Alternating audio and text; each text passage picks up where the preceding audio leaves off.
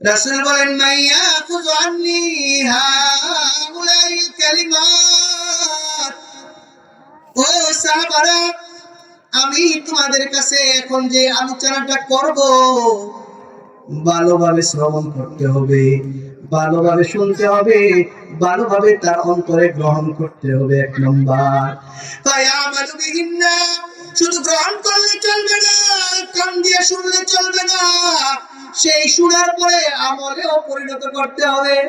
ঠিক। আপনি শুধু শুনলেন আকিমুস সালাত, নামাজ কায়েম করো, জীবন একদিন অপসিন দিকে সাজদা দিয়ে দেখলেন না, লাভ হলো কি? কথা বলেন না, লাভ নেই।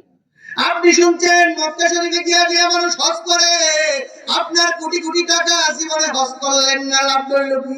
লাভ হইতো না। তো জানার মধ্যে কামিয়াবি নাই, না মানলে আবার না মানলে লাভ নাই, না জানলে। ঠিক।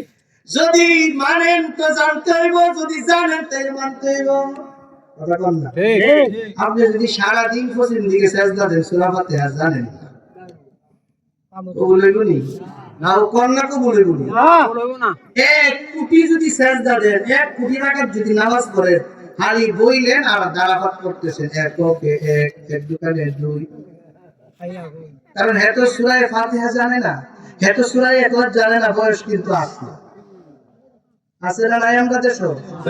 আরে আমরা দেশের মুসল্লিরা সবাই কি হাফেজে কুরআন? না। আর সবাই কি 10টা সূরা জানে? না। 3টা সূরাও যদি জানে, এটাও তো অনেক কিছু। কথা কয় না? আর 3 সূরাও তো জানে না।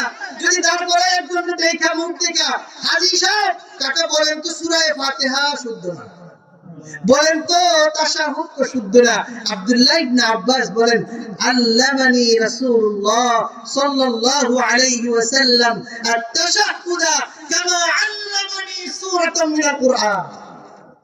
নবী আলাইহিস সালাম আমারে হাতে ধইরা তাশাহুদ শিক্ষা দিয়েছে, যেমন ভাবে হাতে ধইরা আমারে কুরআন শিক্ষা দিয়েছে। অতএব মসজিদের ইমাম সাহেবের সাথে মুহাব্বত করেন, মসজিদের ইমাম সাহেবের সাথে মুহাব্বত করেন, তার সাথে চলেন, এবং তার থেকে আস্তে আস্তে আস্তে আস্তে 1 আয়াত 2 আয়াত করে কমাস কম 4 রাকাত নামাজ সুজা করার জন্য 4টা সূরা আর সূরা ফাতিহা, 4টা সূরা, সূরা ফাতিহা, এই 4টা সূরা সুন্দর করে শিখেন। কারণ সুন্নাত নামাজে তো প্রত্যেক রাকাতে সূরা পড়তে হইব। কথা বলেন ঠিক না হুজুররা?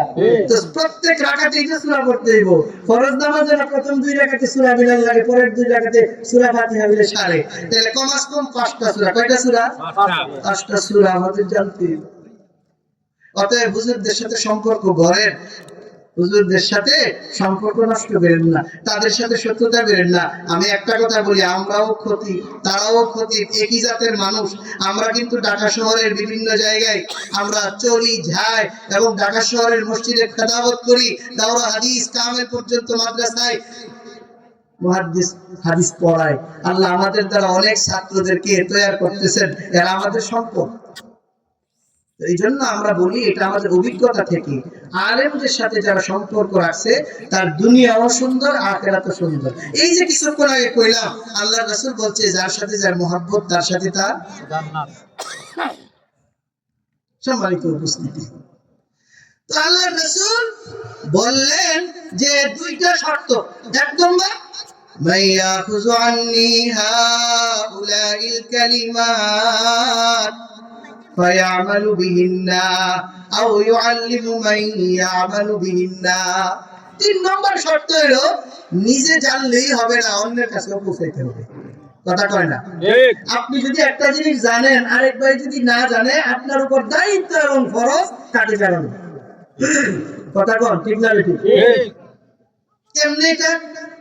ও মসজিদে নববীতে রাসূল করিম সাল্লাল্লাহু আলাইহি ওয়াসাল্লাম একদিন বসা, এক সাহাবী দাখালা রাজুলুন ফিল মসজিদিন নববী, মসজিদে নববীতে একজন ব্যক্তি ঢুকলো, ফাসাল্লা, এবং নামাজ পড়লো, ওয়া সাল্লামা আলান নবী বাদা আদাইস সালাহ, নামাজ আদায়ের পরে নবী আলাইহিস সালামকে সালাম দিলেন। ফারাদ্দান নবী সাল্লাল্লাহু আলাইহি ওয়াসাল্লাম আসসালাম, নবী আলাইহিস সালাম সালামের উত্তর দিলেন, দিয়া বললেন, সাল্লি ফা ইন্নাকা লাম তুসাল্লি, তুমি নামাজ পড়ো নাই, আবার নামাজ পড়ো। লক্ষ্য করেন, সে কিন্তু নামাজ পড়ে আসছে, এরপরে দ্বিতীয়বার আবার নামাজটা আদায় করলেন, করার পরে রাসূলের কাছে ওয়াসাল্লামু আলান নবী, নবী আলাইহিস সালামকে সালাম দিলেন। ফাকাল সাল্লি ফাইন্নাকা লাম তুসাল্লি, ভাই তুমি আবার নামাজ পড়ো, তুমি নামাজ পড়ো নাই।